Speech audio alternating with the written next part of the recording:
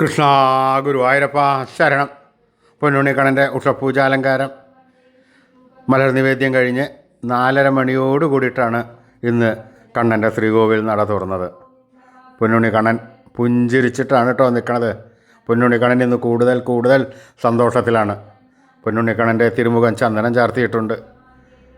നെറ്റിയിലൊരു സ്വർണ്ണഗോപിക്കുറി അണിയിച്ചിട്ടുണ്ട്. ചെവിയിൽ ചെവിപ്പൂക്കൾ വെച്ചിട്ടുണ്ട്. മാറത്തൊരു സ്വർണ്ണത്തിലകവും ഒരു സ്വർണ്ണമാലയും ചാർത്തിയിരിക്കുന്നു.